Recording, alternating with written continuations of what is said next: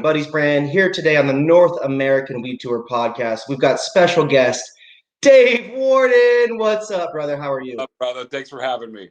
Man, thank you so much for being here with us today. It's an honor to have you. I told you before I ever got to California, man, before I ever moved here, you were someone that I was doing research on. I was like, God, this guy, I wish he were in Washington because we would have been friends up there. But since day zero of me being here, you are someone on LinkedIn that I searched and I found, and I was blessed to meet you in person. And I'm sure that nobody where we're from has any clue as to who you are. So please, if you could, the man, the myth, the legend, man, introduce yourself and please let the people know who you are and what you do.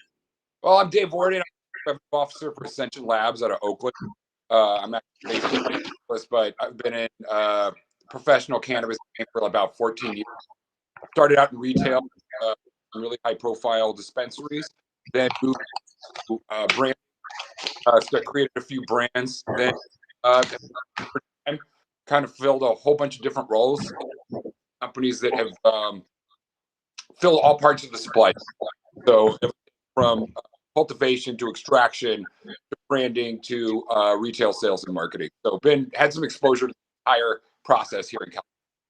So 14 years, retail, cultivation, extraction, business to business, wholesaling. You are currently the chief revenue officer for Accentian Labs, Gold Drop.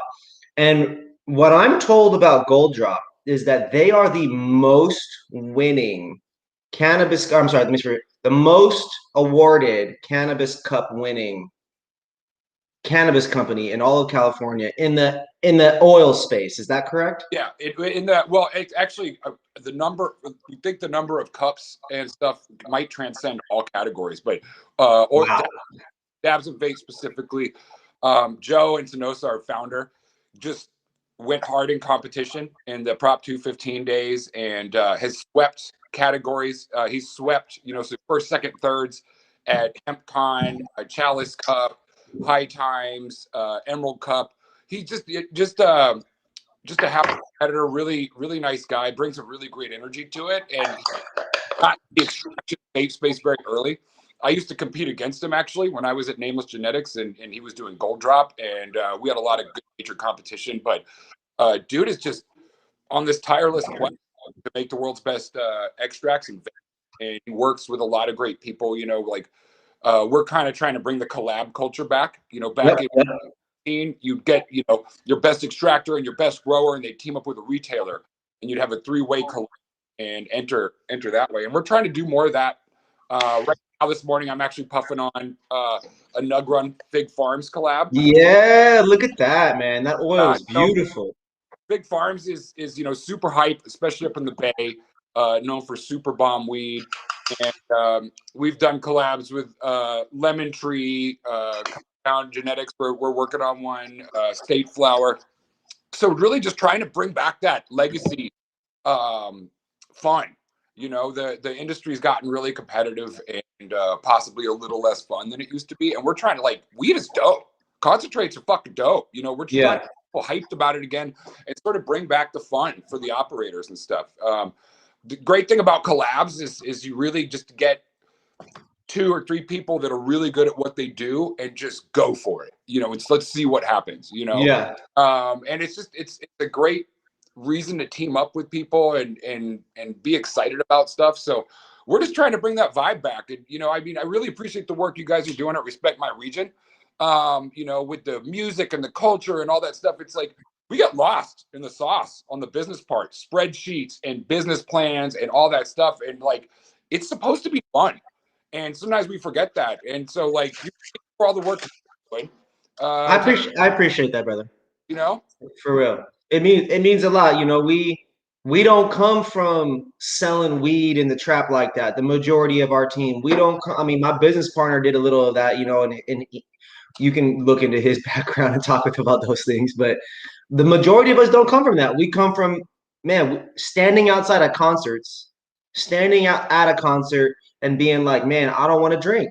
I'm tired of hurting myself. I'm tired of poisoning myself, right? We wanted to really encourage and bridge the gap. And out of all these people in California that I've met, Dave, there's not another human out here that is.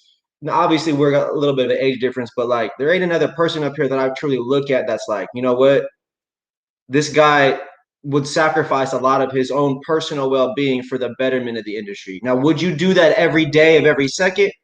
Probably not, until, you know, you're not going to go sit here and be homeless for the sake of the industry. But I have seen you put the team on your back for multiple teams. I've seen you ride and grind and sacrifice the well-being of your personal name, of your brand, to see a project through, because that's what you're about. And I just want to, you know, kind of like, you know, Kendrick, top of the morning till you tip my hat off, because a lot of people are quitters, bro. A lot of people are quitters when the going gets tough. Not only do they not have the acumen to to problem solve and to get things through it, but they really don't have the heart. And I just want to say, out of everybody I've met in California, you are one of the people that inspires me. I wake up, I look at LinkedIn, I see your stuff. It inspires me to go. I wake up, I see your commentary. It gets my brain thinking left. It gets my brain thinking right in a whole different way. And everybody watching this, man, Dave Warden, you guys need to add him on LinkedIn. You all need to follow him. You guys need to tap in with Accentian. We're just getting started on this interview, man. It's an honor to have you here today, Dave. You're talking a little bit about these collaborations and bringing cannabis, the fun, back to cannabis. Can you elaborate a little bit on who Accentian partners with, who Gold Drop partners with, and why? What kinds of people, what kinds of companies are you really looking for? You know, a lot of it's relationship based. So it's like basically people that you look at and you're like, hey, you know what you're doing right now is fire, like dank. You know, really look at, you know, when you're looking at a cultivator, somebody who's doing really just, you know, new strain or doing classic, and you know, just really getting back into the fire of it. You know, it's so easy to get caught up in the business model part of it, where really like these collabs, it's not really super profitable for anybody. It's more just about like how do we get hype going in a cool way where it's fire. And everyone involved can be like, God damn, that like that is amazingly fire. That is so, Yeah. you know. And so that's really what that is basically going to people that where you respect their work, and when they agree to do a collab with you, that's a huge compliment that they'll, you know, like Fig Farms, that they'll let us take their flower and go and create something special. They trust us to carry it across the finish, you know, because they've grown this amazing flower. They have the plant material. We create a product and some packaging to go around, get it out there for the people. So it's like really just kind of like, what's hype? What do the streets say? You know what I mean? What are the legacy like folks? What do they think is the best right now? Let's Yeah. that, you know what I mean? And it kind of keeps you sharp. You keep chasing, like, hey, can this be more fire? Can this be danker? Can Yeah. we like what's the least efficient thing we could do? Let's try that. You know what I mean? And these models too, because they're kind of like little one-offs, they aren't like the core of your business. It's more like a boutiquey little thing. You don't really have to be obsessed with the metrics financially. You're like, okay, if we could just get this done and see what's fire, if we make money or not, that's not really the thing. What this is, you know, this is an exploration. How good can we get it? And it just it kind of takes the pressure off in a way, because you can just swing for the fences. You know what I Well, mean? do you feel that that's really only possible though? Like, for example, so my question comes from context. Right. So when you're in one of the most awarded brands, you've got a brand, you've got a level that people come to expect. Do you feel that you can really only take these kind of gambles when you have a brand foundation? It definitely, you know what? That's a really good question. Because it's almost kind of circular, because it's like, because you have the brand, you almost have to take those risks. You know what I mean? You almost have to keep going and you can't just like win once. You gotta putting yourself out there. You know what I mean? Yeah. That's something Joe and his team have done great over the years. And he's just such a friendly dude and a nice guy that it's almost like it's not competition. It's almost like exhibition. You know what I mean? It's going off. Hey, here's what what can you guys do? Let's throw all these things out there and see what people like the best. And if you and a group of people that you're kind of competing with, if everyone's trying to put out fire and the dankest product possible, in the end, everybody wins, because everybody gets to try like this bomb stuff. And Yeah. You know, we at Accentian, we tell people it's like we build race cars. You know, Toyota makes production cars, but we would take that car and soup it up, you know? So it's like hardware, oil, SOPs. whatever we could do. Yeah, to tweak it and make it more gnarly. So we want to go after that competition grade thing, and that's sort of the niche, and that's where the brand has sort of found its way. And I don't know necessarily that it was by design or just by, you know what I mean? That like, oh, wow, we won all these awards. Before I showed up, they weren't even really keeping track of that stuff. And I had to kind of point it out because I was always competing against them. And we could never catch up with Gold Drop. You know what I mean? They entered so many competitions and they were always representing and they were always there. And we did really well at Nameless, but we could never catch up with Gold Drop. So I think just kind of once you get momentum and once you get a comfort level and that's sort of your identity, you just sort of go. But the brand is just has a lot of goodwill in the space because of the collabs and because we're always seeking what's fire. And you can team up with people who should technically be your competition.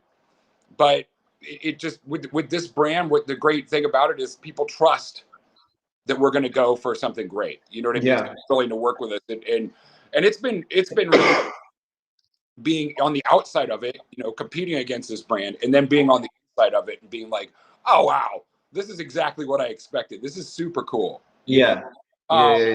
Because Nameless, I mean, the teams that you were on prior to this were no one to scoff at. No, Sherbinsky's, Cannasafe, correct? Right? You were with a lab for a period of time as well.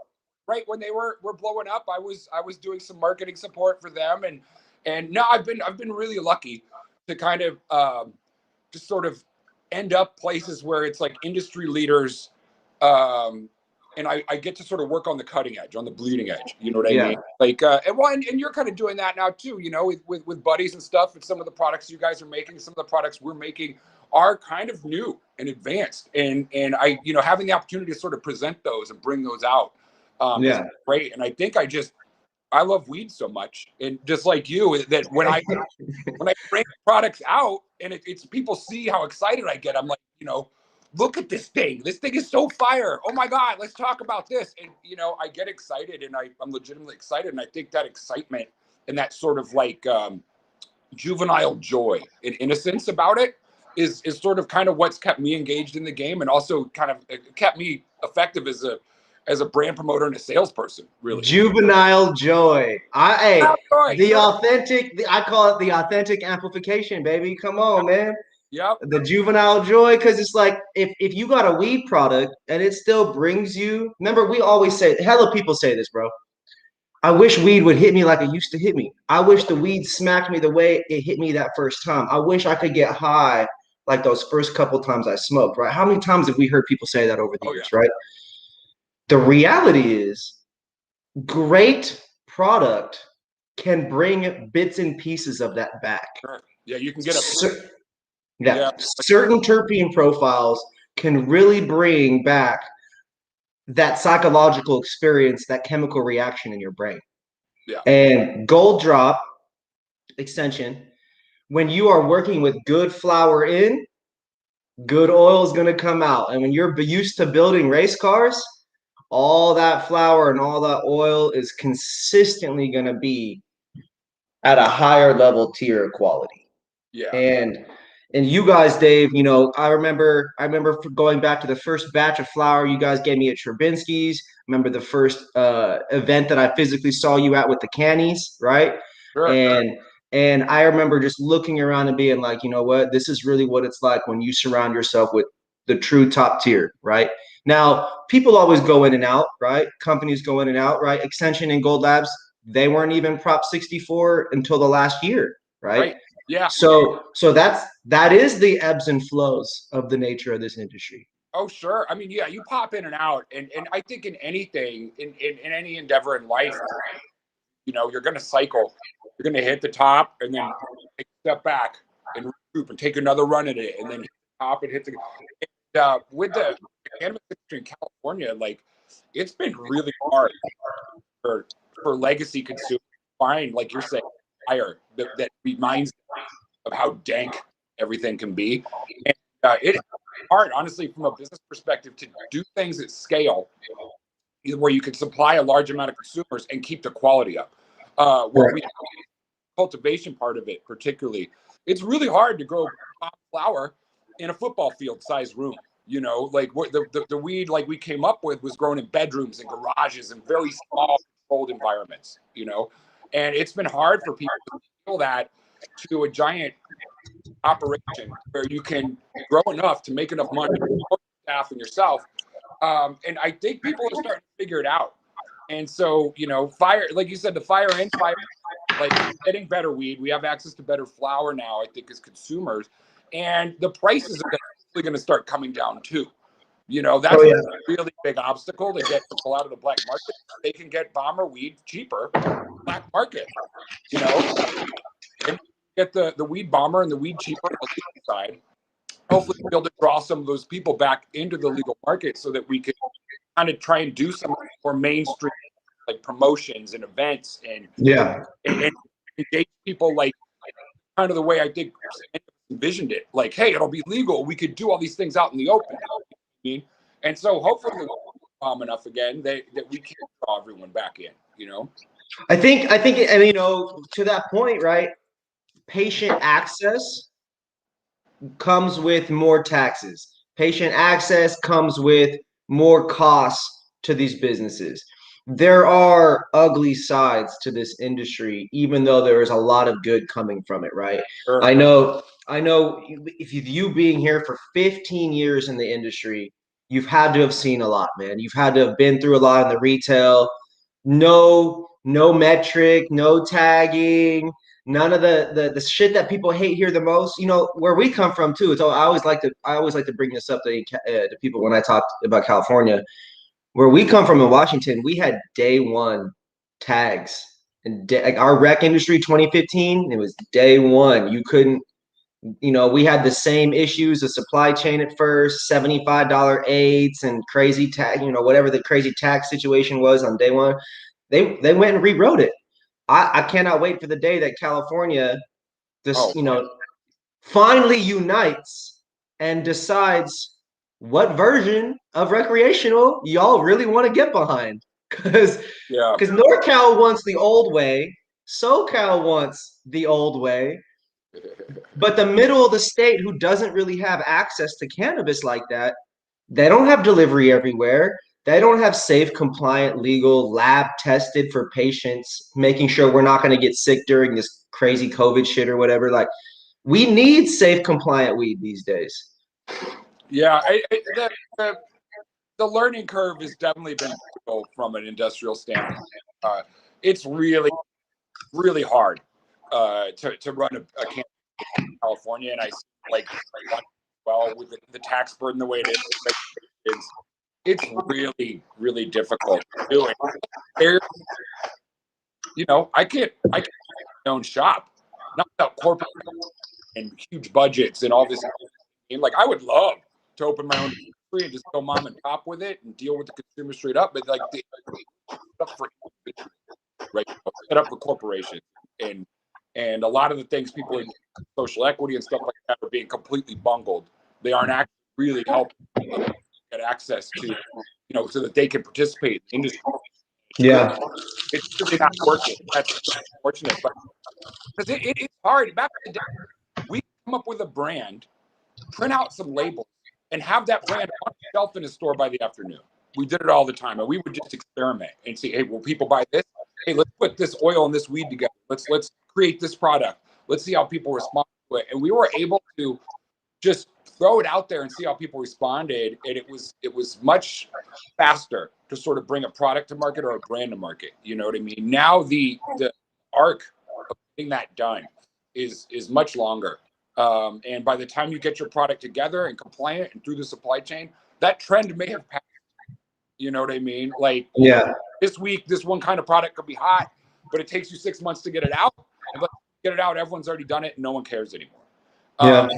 So that's, I would love for us to be able to get back to that, where sort of like a lower stake experimental, you know what I mean? Where we could try get these products out faster, get people, you know, smaller batches, more craft, more gourmet, and have that be an effective business model. Because right now you got to go big to support yourself and your staff, you know? Yeah, there's an entire small business personalization aspect to it, customization that is being missed in this industry. I mean, even you go to a restaurant, they can make your burger different than what's on the menu, but you really can't do that right now by going into a dispensary. Now, obviously, people are going to be like, "Oh, restaurants versus dispensaries. Why do you need to do that? Why do you guys always got to get so crazy with it? This is just buying and selling weed." Yo, I Yeah. can go right now to any mall in America and customize damn near anything. And the malls are the worst retail experiences in the world. So come on. I'm just trying to shop how I normally shop. I'm just trying to go hang out with Dave in Sherman Oaks or in the Valley or in LA and just go be how we normally are. I want to be able to go ask for this or ask for some organic something, right? We can't even get some simple things like that right now. Yeah. So And it's a big challenge. I mean, additionally, like there aren't enough retailers in California. You know, so many cities have kept bans on dispensaries, and like there's not enough retailers, so there's not enough access, and that's a part of the problem too. There's limited shelf space, so like you can't really, your retail partners aren't really down to experiment either. You know, they've got a limited amount of shelf space. They want products that are kind of designed to appeal to the largest group of people, potential consumers. So that sort of boutique thing we're talking about, where we're going after like a niche or a very specific head, you know, really hard to launch that stuff. You know, really hard to get like some of the just the more finite products. You know what I mean? Like doing rosin at scale, doing solventless stuff. You know, only certain retailers can do it because only certain retailers have access to that kind of consumer and have cultivated that following. You know what I mean? yeah, So, you know, obviously guys like you and me would love to see more solventless stuff in the marketplace and love to see a wider variety of products and some, you know, once again, some experimentation. I wish it just wasn't so risky. So hopefully like the regulations get reformed, the taxes get lowered, and it makes more room for like new blood, new innovation, and also lets the established people experiment and feel like there's less risk when they want to try new things, you know? yeah, absolutely. I couldn't agree more on that one. And I think this goes out to hopefully all the viewers out there. Get up, register to vote, get out there and make a difference. Doesn't always have to be about the president or politics. Sometimes you just got to do what's right in terms of this cannabis shit. And so, like this is one of those things where weed does help people. It's undeniably helping people. If you're not willing to try something new or go, try it with, listen to another human telling you that it works for us, like all I can do right now is just ask for it. So, Dave, the next couple questions I have for you are primarily going to be about some of your favorite brands, favorite products, not just in this rep world. You've been in the game. You're an OG. You're a double OG, SoCal. You've been smoking. I remember people telling me before you and I really got to hang out a lot that like, man, Joe, you review weed, you got to meet Dave. This guy, he's been reviewing weed online. You told me about it. I was like, okay, cool. So I saw one of your old videos. Talk to me about some of those old brands, the best of the best, strains, flowers, anything you can remember looking back over the years prior to Prop 64. You know, I really miss a brand called Kushco. They're still around. They're much smaller, but the Kushco OG, you know, SoCal was all OG Kush. You know what I mean? We that's all anyone wanted to grow was Dank, Josh D Cut, you know, and all these guys went to high school together. And then when the cut came out, they all shared the cut, and some amazing brands were born out of that, you know. And so I sort of missed that. That was having access to just the craziest OG all the time. Kushco was great human beings. You know, Mike putting out such crazy OG Kush. And so they're in Nevada now. They are still in California, but I miss that. You know, brands like Right Now that I really like. I really love what Midzotics is doing. Are you familiar with it? God, those guys are great at marketing. They talk about having fun with it. They take the piss out of themselves. And the weed, I haven't tried the weed yet, but it looks really good. But I love their whole angle is to take the piss out of all the hype stuff I've done, and I freaking love it, dude. Like I love that they just even their name Midzotics. It's Yeah. just take the wind out of the sails of the entire exotics movement. You know, like when we do these hype brands, we can get so serious about it. Like we're the best. This is the fire. You know what I mean? They got riff raff rapping. They got explosions of fire. They have a Geo Metro with Lamborghini doors on it. That is fucking awesome. Yes. Oh, I could not agree more. Yeah, I actually got in trouble with a group I was working with because I posted on LinkedIn, this is the best brand that's ever existed in cannabis. And they're like, we thought we were the best brand, bro. We're paying you. You work for us. And I was like, well, dude, this is pretty awesome. Right. You know, but like, I definitely miss the little angry little ice wax people, like the really small hype, crazy angry. You know what I mean? Some of the people were very cool. Some were super dysfunctional, but they made fire ice wax. You know, Yeah. and we would sell insanely expensive ice wax, and barely anyone bought it except for the growers. People would come in, drop off a duffel bag full of weed. I'd give them cash, and they would literally take some of that cash and be like, what's the most expensive concentrate you got here? And so we sold all of that stuff mostly to growers. And that sort of heady enclave, there was a lot of really limited stuff that you could, you know, the Matt Rise was a very divisive character. You know, we carried a lot of Matt Rise. We carried some moonshine melts. We carried some Cuban grower. We carried all that stuff. And so I miss that. You know what I mean? Just the obnoxiously hype, over the top micro extracts. Like those brands were great. You know, brands that I really like now that I think are just great at branding and in the space. I think, you know, I think Old Pal's an amazing concept. I mean, you know, that's super economy flower, not something I normally mess with, but just the feel, the look of it, and how much success they've had, I really appreciate. I love Jeters. Yeah. Those guys spend money on marketing and they do it really stylishly. You know what I mean? And they've seen the results from it. You know, like that's just from a brand angle, those guys have created something that's super polished yet still feels organic and fun. You know, and so they've murdered the game. And right now, it's just kind of seeing like, kind of you trying to touch on it. It's a shame. It's kind of a survival game. You know, who's going to survive?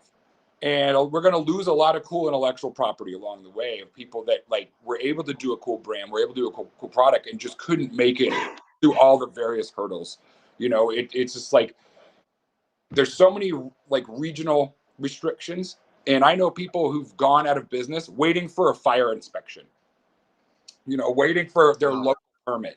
You're spending money this whole time and it gets delayed, and then COVID happened and all these things. Just when you think you've got it figured out, then the world ends again. You know what I mean? So right now it's kind of just like I'm in a really lucky spot because, you know, we've got Gold Drop, but Accentian supplies products to other brands, to really high-end brands, and being able to participate with that is really nice because you get to root for all these other people and you feel like you're on their team too. Their success becomes a little bit of your success. It's awesome. Yeah. And that way, you know, you're out and you're just like so happy when your clients succeed because you feel like you won too. You know what I mean? Like you feel like 100%. you're part of it. And so that's been really cool, being able to touch people that you know, be able to contribute other brands and contribute to their success. That is very cool. And I tell people, if you are a manufacturer, make stuff for other people too. Your own brand's super important, but helping others to succeed is super fulfilling. You know, I agree. I recently connected with someone who's very successful in the space, works with a lot of high-end brands, high-end artists, someone that is the music cannabis crossover, you know, similar. And he said something to me about the power of working with other teams and how that ultimately is what changed his life. Trying to do it by himself or with his own people for so long before ultimately realizing that the power of working with the other good teams that were out there really cracked the code and sped things up and saw greater success, and people were talking more and just people were watching more. And so that's just one of the reasons why, Dave, that we wanted to do the North American Weed Tour was for free. We're doing 80 podcasts. Right. 80 of them. We've never even gone this hard at anything like that before. And we feel like getting people on the conversation is the same way of like, man, who could, if you're the industry expert and you've been in the game 15 years, you can talk about the quality of before, the quality now. You mentioned earlier, people show all these farmers showing up and just selling you weed out of their cars, you know? But that's something like people, you guys got to realize, people used to really drive around in LA and pull weed out of their trunks, pull weed out of their nice vans sometimes if they had money and treated it serious. Or maybe they just pull it out of their like Buick or whatever they drove, Toyota, and they'd flip you a pack and they'd Oh, flip sure. you, or they'd pull out the big bins you all see at Big Lots and Walmart, you know, the black and yellows, Yeah. right? Oh, yeah. And that literally used to be, and in some cases still is, how weed is sold a lot of the times. Oh, yeah. And Dave, so I'd love it if you wouldn't help, if you wouldn't mind helping here to kind of educate the people on what does the buying and selling of weed look like in 2021. It's right now, there's a scramble. There's about to be too much flour on the market. Everyone's paranoid. Price drop. But if you're like a white label brand, like say you buy other people's weed and put it in your jar or your bag, basically you work with a series of distributors that have bulk weed. They have showroom. A lot of them have a showroom you go to, and some of them are quite nice. Some of them are just a room with a shelf, and you basically go through and literally look strain by strain and compare the prices, compare the look, try and figure out what's going to work for that particular brand you're shopping for that day. So down in SoCal, depending on what kind of flower it is, it depends on where it sort of comes from. Like a lot of the indoor comes from Sacramento. They got a lot of the big indoor grows, so they'll bring that down, put it in the showroom, and then when you find a farm you like, you start ordering direct. You're like, wait, what's this? Where did this come from? Okay, how do I lock this down? How do I get this flow? Like works for that. And if a lot of the stuff that we're seeing in LA coming out of the Central Coast, so we're Santa Barbara, which they call it Canna Barbara County because they gave out so many cultivation licenses. Yeah. But all these farms have come online. Some of them are huge, massive new grows. They're still being opened, and there aren't enough retailers to sell all this weed. So no matter what you've got, your price is going to be lower because everyone's got so much choices and there's so much bulk. And if you're going for your own brand can usually only take so much, and you have to sell it. And right now we're seeing pound prices drop crazy low. So we're talking about like £200 pre-tax for deep smokable weed. These huge greenhouses and nurseries, and I mean they're just boggles. Go visit I some. know I've heard that Raw Gardens main stuff is Central Coast, Santa Barbara Coast, all up and down there. I know Glasshouse Farms is out there. Those are two of the biggest in the state. And it Like, blows your mind when you go to these facilities. Like, there's a grow in Los Alamos I used to go to where you could stand under the canopy and you couldn't see the other end. It was so far. Like we walked one time by a tractor. We walked to the other end, and I knew there was a tractor sitting right there, and I couldn't see it. And I was like, this is absolutely insane. And I hope I never get used to it because I love walking into a huge field of weed, indoors, yeah, wherever. It's so novel and it's so just epic.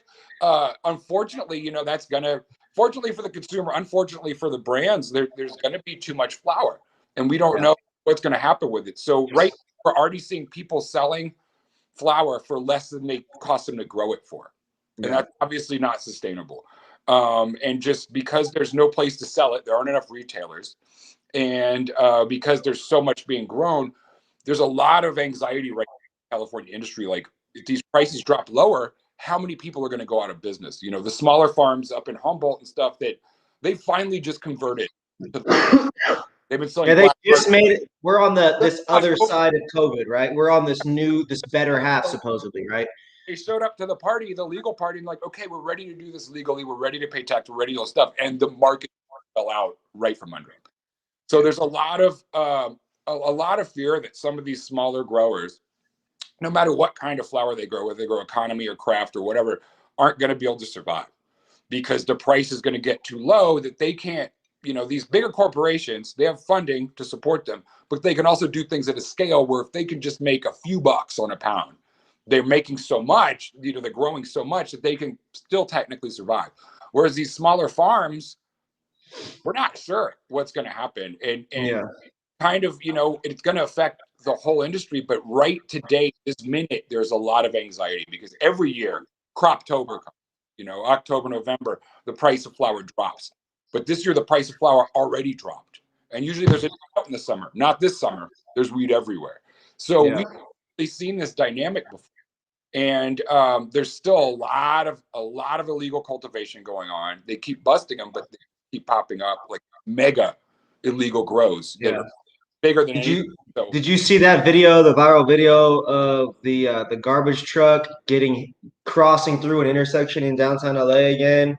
And because someone ran a classic LA, right? Someone ran a red light, and then garbage truck missed them, right? Clipped a building, ran through the corner of a building, and the whole thing is just glowing. Yeah, I did see that. You know what I mean? And it was, hopefully, they had another grow going because they certainly lost that one. But yeah, so it's a really weird time right now. There's a lot of anxiety. People, in the oil section, we deal with biomass. So your fresh frozen or your cured product, and people are trying to dump as much flower as possible, as much trim as possible to get it out at the price today, because literally the price tomorrow, Monday, is going to be lower. And so everyone's just trying to dump it right now. So everyone's going in and dumping it to compete. They're lowering prices, and everyone just keeps lowering and lowering and lowering. So it's a little frantic right now. We don't know where it's going to go. You know what I mean? But these classic market dynamics of oversupply. Yeah. This is anybody that's interested in what's about to happen. You guys just need to look up north. You need to look up at Washington and Oregon because it already happened. Right. It happened up there first. It happened up there years ago. Happened up there. The floor, the pricing, all that shit already dropped out. There is too many dispensaries. They're still opening them in Oregon. The problem there is there's not enough people. Right. It's the same kind of problem. Now you've got Washington. They literally some months you cannot find flower. Sometimes there is so much goddamn shit available that it just causes it to dip even further than it's ever dipped before. And so right now, California, look up to your neighbors at the north, because that's, what you have said throughout this video is what's going to happen. What we know will happen is people will not end up being legal businesses anymore because of what's happening. And ultimately, it's because the barrier to entries and the cost to survive are too high. And now the price, which is established by the market, is not the same as what it was when the rules were written. Yeah, and sort of like, there's days where everyone hates the weed, man. Every local government, every state, the state, the taxes are crazy high, the fees are insane. And the idea that you're growing money, that literally it's a money tree, but with the expenses and how and all the, like, it's just not true. And sort of like what we were willing to accept just to get it, like, okay, we'll get it across the line. Yeah, whatever you want. Like, we just want it to be legal. You know what I mean? Just get it across. And we accept regulations and taxes and stuff like that as voters. And we kind of didn't really realize that we took on too much, as far as like, there just wasn't, there's no meat left on the. Yeah. And we've made this environment where there's large corporations now that aren't even planning on money for the next 3 or 4 years. They're just going to wait till everyone dies. And they're going to do their thing, and they're going to come in and pick up these assets, these stressed assets from people going out of business on the dollar. And that's how they're going. There's a couple groups on the Central Coast that are waiting for the rest of us to go out of business. You know what I mean? Because they're just like, understand the dynamics. They're willing to saturate the market. So there's some people who are intentionally overgrowing and oversupplying and cutting their prices to bleed the rest of them. And we'll see how successful they're going to be, Yeah, I mean, the companies that are growing that, it's certainly not the best cannabis out there in the market in terms of quality. No. It may be decent at that price. It may be competitive at that price, but it is certainly not what is going to be covering the menus for the majority of what's out there. Now, now, Dave, you guys over there at Accentian and Gold Drop, you guys offer a variety of products. The Right. first time we connected about Gold Drop and Accentian, you guys gave me a box of, oh my gosh, 18 items. I think they were all different. So you don't have to walk me through every single item, but if you want to, what are all the different types of concentrates currently being offered by Gold Drop? I mean, it's the only thing we don't ever mess with is distillate. We gave that equipment away. Joe is actually one of the leaders in the distillate space, but distillates, that's the old stuff. No one wants. That's not part of heady culture. So everything else, pretty much, we don't do solventless. We're focusing on hydrocarbon extraction, like at scale, at volume. That really is the future. So your traditional dabs, your your butters, your crumbles, sauces, a lot of high terpene extract based stuff, diamonds, liquid diamonds, THCA.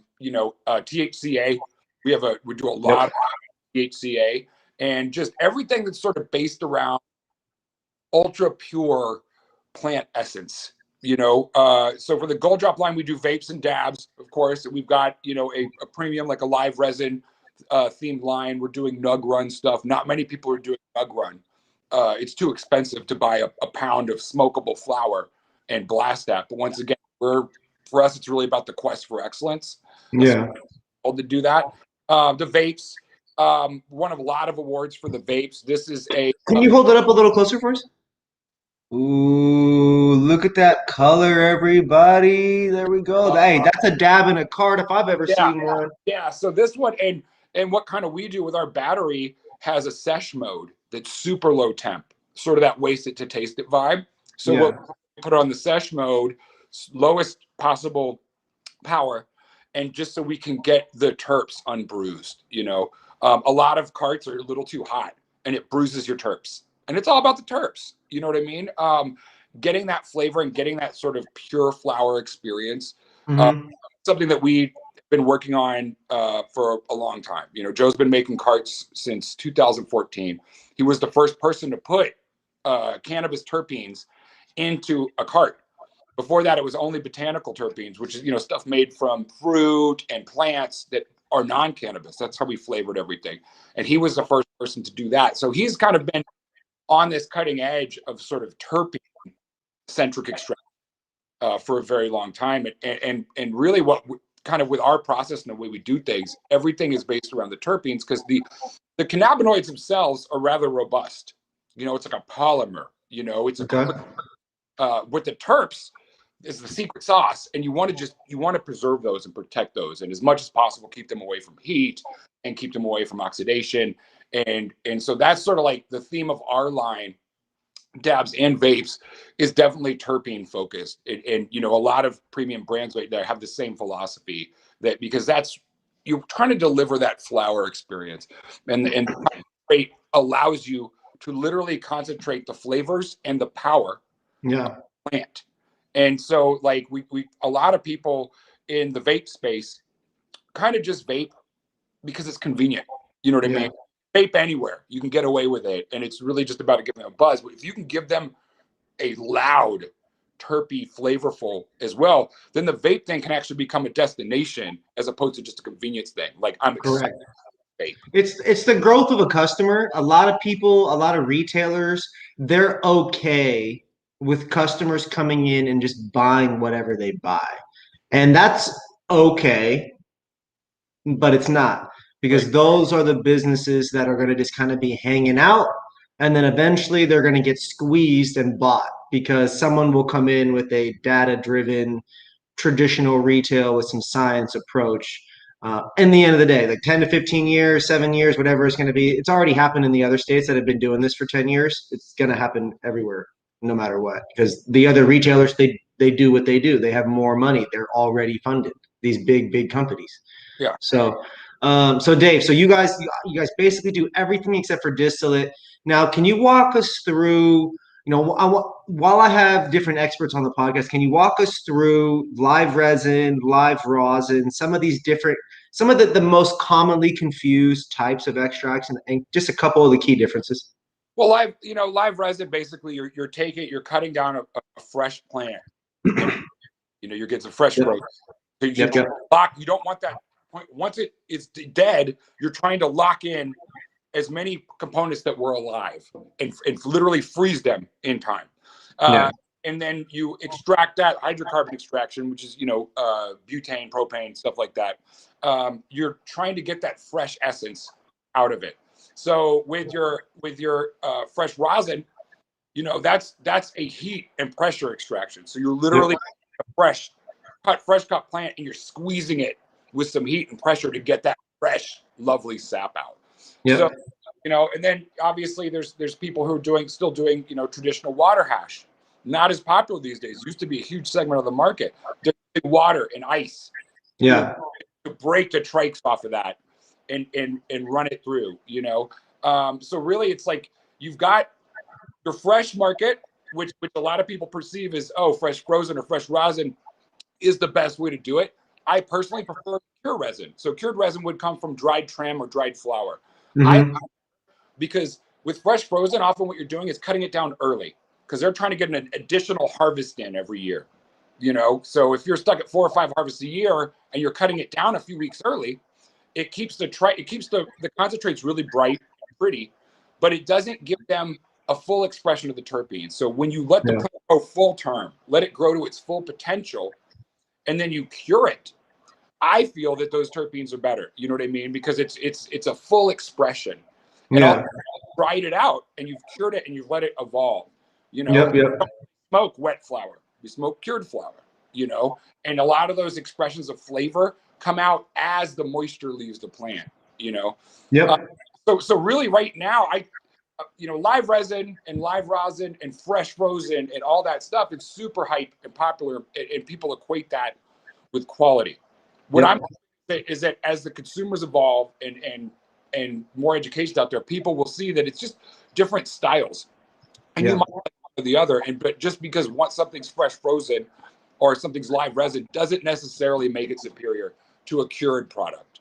Absolutely. I think that's some of the definitely some of the misconstrued parts of the whole cured resin, live resin, rosin, all of that is that people think that the living version of it is in some way better, and I think it's because they associate cost to better, right? At the end of the day, I think so. And it's been just hard. Like what you kind of find in sales and in marketing and stuff in the cannabis industry is that it's kind of easier to go along with somebody's misconception than to try and that they're wrong. And also what we found in the live resin space, the fresh frozen, a lot of companies are lying. It's cured resin, and they're calling it live resin because the consumer that has a higher value to them. So it's tough because you don't know whether you should spend your time sort of educating and trying to convince people, of the facts of the case, or if you should just get them a product that they like and let them keep their own, perception about it. Absolutely. Man, shout out to all the bud tenders telling freaking false information to everybody. Gotta love that, man. Bud tenders, get your education on. We need y'all to get your education rocking. We need you guys to be able to talk about all these different products. It's imperative. Please, please, please go check out Top Tender. Go check out MJ Institute. Check out the Ganjier program, Ganjier. Look at all these different programs. Please invest in some education. Request something from your manager. Dave, let me ask you a few more questions about about this next kind of section of the pod. We got about 10 to 12 minutes left. This next section of the podcast, I really wanted to talk about the power of like social networking, how you kind of have built this network in cannabis, how like getting into cannabis and kind of the whole kind of story of how you fell into cannabis, the small journey, the long journey, however deep you want to go into it, and then I see you every day on social media, so I'm sure that that's intertwined at some point. Oh, sure. Whether it's 15 years ago or 3 years ago when we first met. So I'm just not sure. Yeah. So I was a television producer who was unemployed.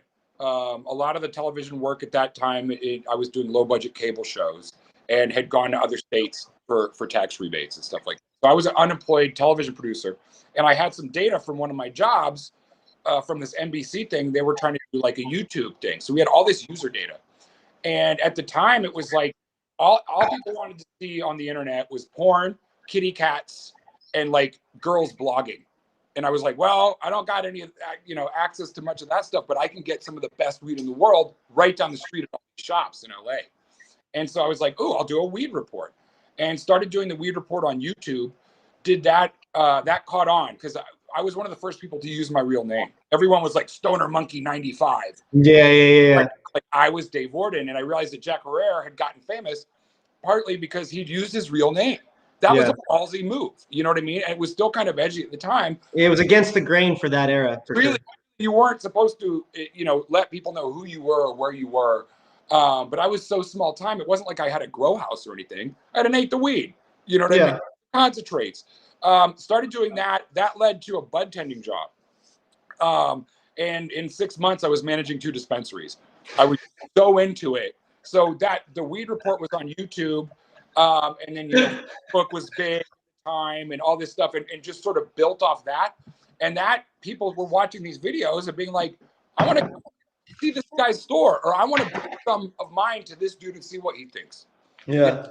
And some dispensaries started getting traction. I would do their in-house strains, and they would get more business. So people started paying me to do these videos and do these reviews and stuff like that. And then that just yeah. So how that arc goes. And then started creating brands. Like there were no brands. It was all just a shop with jars full of weed and hash. Yeah. And brands. And so we started seeing that the branded stuff was selling for more because people could identify it. I want that. I heard that was good. I want that. Do you have that? So we started getting all these brands in and then creating our own brands. And we had the shops that we controlled. Like I said earlier, we could just put a brand out and see if people. You could test. Yeah, you could test anything on the market in real time. By the afternoon, it could be gone. And so got really lucky that I was sort of there for that period of time. Like it was the growth of branding in cannabis and stuff that in other product categories they take for granted. We had never been done before. So that, and had some success with the brands, got really lucky as far as having access to crazy bomb stuff. And that's sort of like how my reputation got built, is that people were bringing me all this amazing stuff, and just being able to talk about it. Everybody else would just sort of give really basic descriptions, whereas I would go inside the buzz. I feel like this, I'm feeling it here. It makes me want to do this. I would smoke this at this time of day. And then nobody really had concentrates. So I believe, were the first dispensary in the world to have over 100 types of concentrate. Like, because people would have like a wax, a water hash, and some keef, whereas we would have 20, 25 of each. You know what I mean? And yeah. You went out of your way to really offer the full spread. The reality was, it wasn't my money, and they left me in charge of these stores. So I was just like, hey, let's buy this stuff. And the fact that it was selling, and at one point I realized, hey, if we want to sell more, we need to buy more, and focused on the buying part of it. Get like the sourcing and getting curation. You had to curate at a higher level.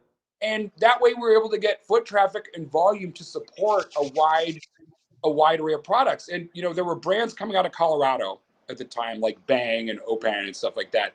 And these California guys were like, I want to see how mine stacks up to theirs. And we would let people drag race against these Colorado brands. Yeah. They could come in, and I was like, dude, I'll give you a couple of feet of display. I'll put you right next to Bang. I'll put you right next to Opan. Let's see how it goes. Yeah. In those days, it was a lot easier because if something didn't sell, you could just give it back. It's not really that easy anymore. So retailers are very cautious about adding something because it's really on them to make sure it sells. But in those days, we could try everything. We could experiment. We had that flexibility. That's super cool. Yeah, and so that just evolved. Started doing brands, got into branding and operations, and then have just been on this journey. Just kind of trying to stay at the front of it. You know what I mean? What's the new thing? So literally from the beginning, one of the original social media YouTube users for cannabis got you a job, got you the ability to have major impact on that job, that entry-level job, got you to move up in that world, in that ecosystem. And you call it an arc. It's literally an art. You're literally you started doing content. You did it consistently. It was about the right stuff at the right time. You did it in the right way. You were different, and you did it authentically with your real name, right? Right. Man, that's Dude, I so mean, inspiring. it really is a textbook example of the use of social media. And Crazy, but it's not crazy. It's fucking right, cool. right. It was something that was never available before, and now people have all this access. The hard part about it now is that there is a lot of content, so you do have to you got to be even more persistent, and you got to find something different. Like if everybody's going one way, try going the opposite way. It's easier to Yeah, stand out when you're doing something different, or go at a right angle to it. You know what I mean? Uh, yeah. See, I'm one of the only people that does weed on LinkedIn. It's the same thing for you. The way I literally was like, damn, YouTube is so saturated. so saturated. And the LinkedIn platform was, I got into that just at the right time. Started it years ago for television. Didn't Hmm. didn't touch it for like 9 or 10 years, and then came back right as the cannabis people sort of found it, and they weren't deleting that content. And I've Yeah. literally gone on there and sold packs. Hey, here's this weed right here. I can get it to you for a really good price. Hit me up. And people were really blown away by that. But it's like, hey, this is legal. We're doing this in a legal context. Like, this is what this looks like. And now you see people, giant jars of concentrate, warehouses. The stir shots, the warehouses. Yeah. Oh, Well, yeah. one of my first photos that ever went like now viral on LinkedIn is relative because I'm not an influencer on there with like 50, 60, 70,000 people. I'm not like Gary V on there. Or like a record label executive or a TV executive person. But one of my posts, 300, 400, 500 likes. That shit was it was a photo of me standing on a ladder in a grow room in Spokane, Washington, and it was the R&D. So half the room was regular, and the back half had the different kinds of full spectrum LEDs, the blue and the oranges and shit. And this was 3 years ago. No one was seeing shit like that on LinkedIn. And so I just kept hitting him with all these photos that I had done over 2 years. In 2017 and 18, no one was posting photos like that on there. No one, and then I think you and I spoke about it, about me getting into the weed reviews. We were doing articles. Everybody already does articles, but nobody was doing articles with the videos. Right. Right. And it just, it's a persistence game. And, Crazy. and really people can tell if you're really into something or not. And you come at it, like you said, be authentic and be persistent. That's the main thing. And if you particularly like something, show people what you like. And when they pick up on that energy and your passion, Yeah. that gives that authenticity, and then people could trust you, and then they care about what you have to say.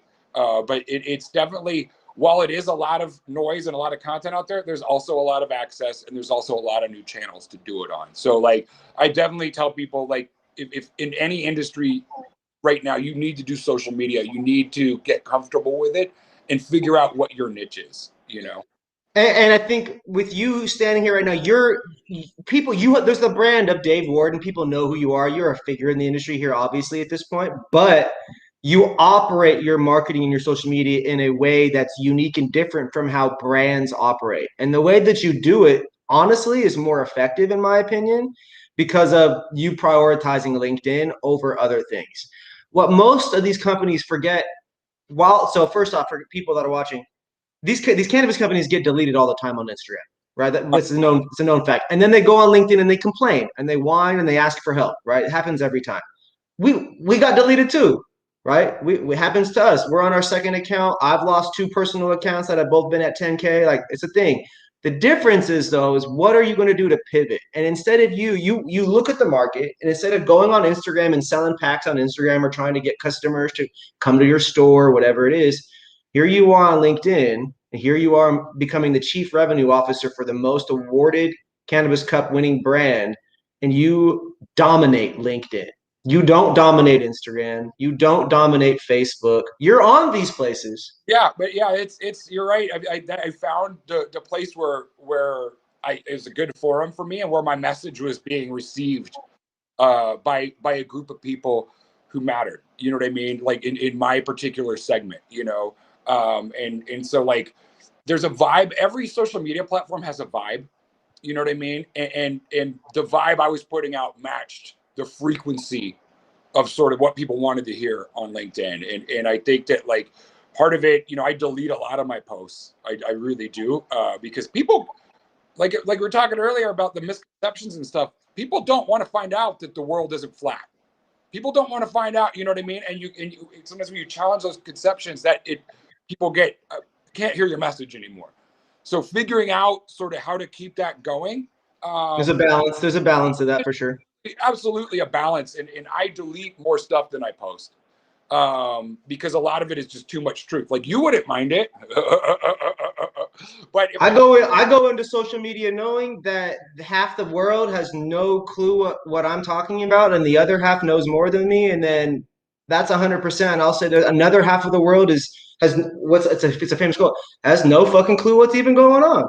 So it's like they just play video games and go to work and do whatever, and like that's fine. Like live the life. But we're out here grinding, and we can't help but pay attention to where the messages are received or where the content is performing better or the algorithm or whatever's happening. I've seen numerous of your posts go crazy.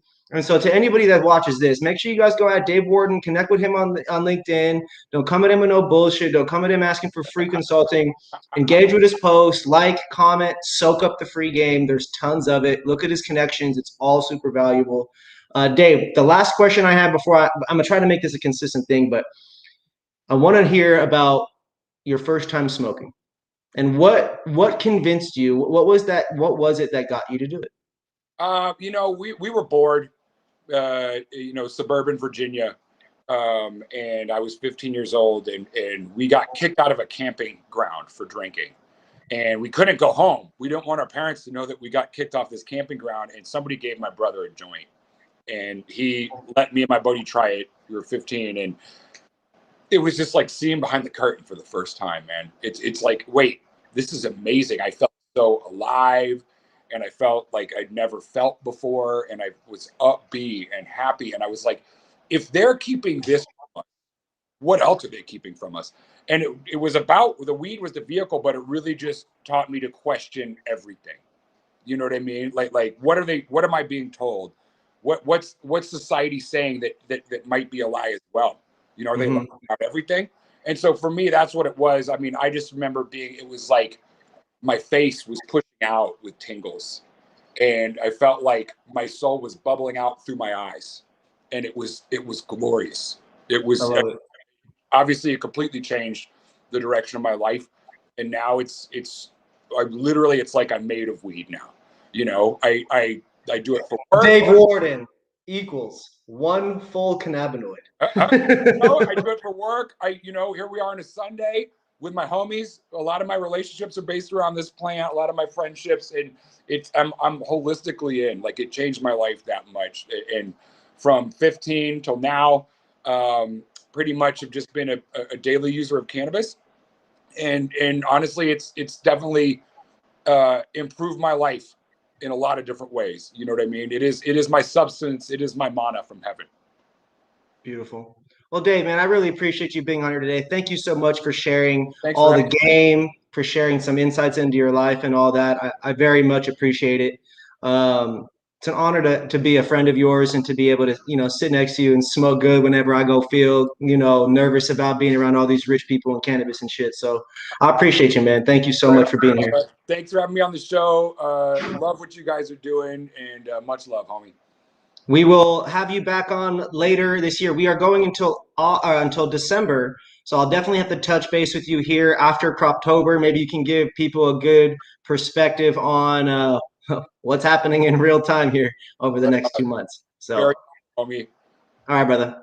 Everybody, this is the North American Weed Tour podcast. This is episode 21. Dave Warden, Chief Revenue Officer at Accentian Labs and Gold Drop. Please be sure to follow them, tap in on all social media, search for them on Google, search for them on YouTube. I reviewed a bunch of their products. It is all terpy. It is all good. I can co-sign and confirm it. I love it. They are a creator of vehicles that deliver terpene excellence. So, Dave, thank you so much, everybody. I'll see you on the next episode. Have a good night. Appreciate y'all. Peace.